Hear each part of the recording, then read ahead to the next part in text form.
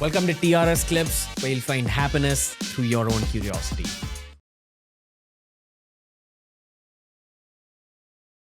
Let's do this 20s, 30s, 40s, 50s. Up till, like, you've had patients who are in their hundreds. 101 right now. 101. This is insane. Take us through your experience of dealing with people right from their 20s up till their late 90s. What are the changes in the body? Like, you can take each decade at a time. And what your mindset is when you're helping them. Right. So see, I think I want to start off with the word perception. Today, most people are suffering and struggling because they have the wrong perception of everything, whether it's a relationship. The problem is not relationships.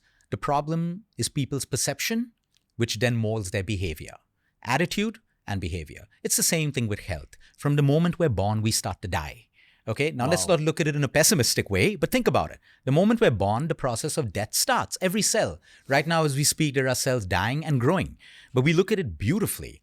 How do I control the healthy turnover of cells? So there are phases in our life which are not controlled by you and me. We would wish we could control it. Hormones.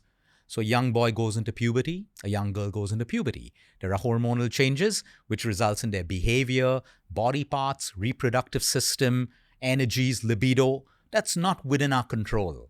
Okay, it will happen.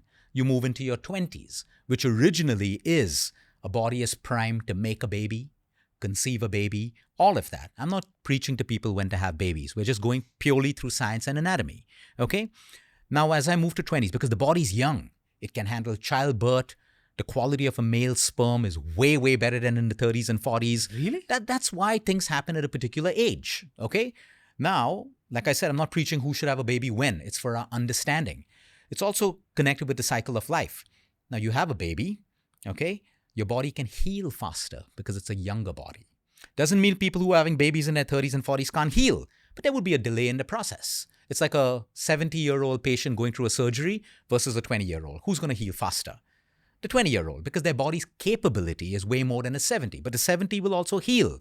May need more inflammatories, anti-inflammatories to bring down inflammation. So there's a time and phase for everyone. Now, I can still choose to have babies and make babies when I'm 30, even my late 30s. It depends on how I'm looking after myself. I can't expect to be binge drinking alcohol, smoking drugs, all of that stuff, and expect to have an easy childbirth at 35 and 40. I may decide I want to put my career first. I'm not ready. I'm dealing with traumas. I need to heal before I bring a new child in the world. Do that. Take it to 35, take it to 36. We have women who have conceived at 42 beautifully. But personal responsibility to look after yourself. The more you look after yourself, your body's going to support something as major as a pregnancy, as beautiful as a pregnancy, okay, more easily. So that's number one. 20, we're going through this. Our hormones are high. Men have more testosterone. Women's estrogen's perfect. That's the time if you have excess weight, you want to get rid of it. You want to start the process of building muscle, you can. You can still build muscle and get weight off at 70, but the process is going to be a little slower because our metabolic power changes. Why does it change? Testosterone.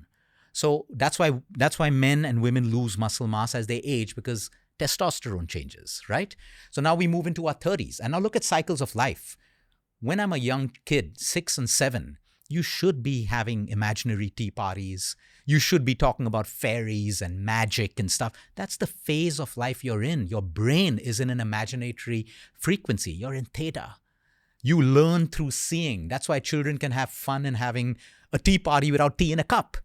Imagine, you got to live each phase of your life. Now, when you're a teenager, you got to live that phase of your life that is determined by your hormones. Of course, I'm not saying we got to be violent. We don't have to jump into drugs. I'm saying we channel more into creativity, more into challenging thought processes, challenging ideals in the respectful way, right way, because you're opening up your own life. As we move into our 20s, we start to change because our brain is changing. So we will change. Our thoughts change. Someone moves into a spiritual path. What changes? Their thoughts and their actions, right? So as we move into our 30s and 40s, that's the time we're working, creating businesses. We're using the energies we have. As we move into our 50s, you'll start seeing a lot of people automatically move to spirituality. Automatically. Phases of their life are complete. And now you start moving into automatic spirituality. We can move into spirituality at a young age as well. But there is a time and place for everything. Look at nature. You plant a seed in the wrong environment, is it going to grow? No. You plant a seed in the right season, there is time for rain, there is time for heat, and the seed grows beautifully. Without trauma, it will sprout, it'll reap.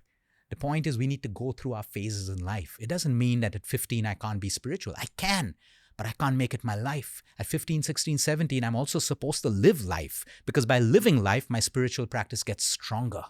Otherwise, it's only book knowledge. So the point is we move through phase. Then 70, 80, what's changing in the body? Women go through menopause.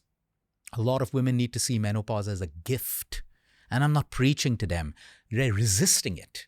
And that's why menopause is becoming more difficult. It's a natural thing, like pregnancy. There are going to be changes, like puberty. There are going to be changes. These are gifts. And there's this beautiful Japanese doctor that spoke to me once on a flight about if women look at menopause as a gift, because after menopause, women actually stop caring about the things that they would care about too much. Like they don't care about what people say.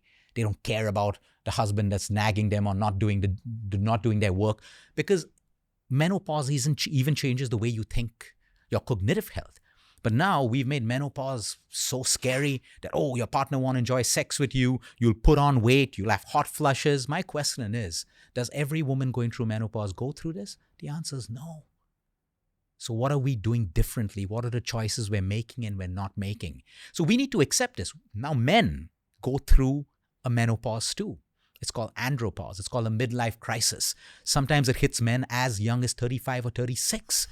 Hormonal change. Testosterone is low. They get more moody. They cry. Not that crying is bad, but they don't know why they're crying. Or they suddenly make this decision at 45, I want to buy a sports car, I want to do this. And they suddenly realize, I don't like a sports car. I just did it. It's not a bad thing, but we also go through that. And that's why, maintaining hormonal health, training, building. Every time I say building muscle, I'm not talking about bodybuilder. I'm talking about challenging muscle. We have muscle for a reason. So that's how our body's changing. Now, when we're 60, 70, 80, we're taught that, okay, you made your life, you did business, you settled your children, sit down and watch TV. Biggest mistake. Retire. Biggest mistake. Retire from your work, but have something else that keeps you engaged. Otherwise, you are going to have cognitive decline. You are going to have Alzheimer's, Parkinson's, and dementia. There are many reasons for that too. But one of them is cognitive decline. No man should ever retire. You can retire from your job, but have something else that you're so passionate about. It could be a hobby. It could be golf. It could be whatever. But keep adding value. Keep doing something that really makes you. Your life shouldn't be about sitting at home, watching TV, waiting for your grandchildren to come home. No, humans were not meant for that. We're meant to always be doing something. Doing work, relaxing. Doing work and relaxing. So these are the phases all of us go through in life. But sometimes we see these phases coming earlier in life because we're so stressed out. The more we stress out, the body starts to age. I'll give you a simple thing, Ranveer. Longevity is connected with our ability to squat and even our grip strength. Now, you would think, how? Why? And just listen to this. Because humans are supposed to be able-bodied. We should be able to do work. So the moment the human brain realizes that we can't work anymore because we don't have grip strength. Grip strength is required to lift, carry, move, and squat. Is required for you to bend down and pick up things. The brain sends a message that, this body isn't able-bodied anymore. Slow down. Oof. The first stage of aging is the messaging between the brain. It's not NAD, NMN, all of that stuff. That's secondary. It's what your brains communicate. Or if every day I wake up, my back's pain, I feel like an old man. I think I'm old. I can't do this. What does the brain get? A message. This guy or girl or whichever gender is not able-bodied. Slow down. The body is trying to support your thoughts and your actions. So if I don't use a muscle, the body realizes this guy doesn't need any muscle. You're not able-bodied anymore. And that's why movement is longevity.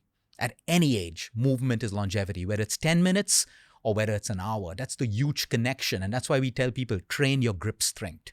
Anyone, you're 90 years old, sitting at home, you have those grip strength. Maybe you want to be able to hang on a bar. For most people who can't do a pull-up, just hang on a bar. Your grip strength sends a message to your brain that you're able-bodied. So most people are aging before their time because they're acting it, they're thinking it, and their bodies are not supporting it. So the brain follows signals of what we think and communicates it to every body part.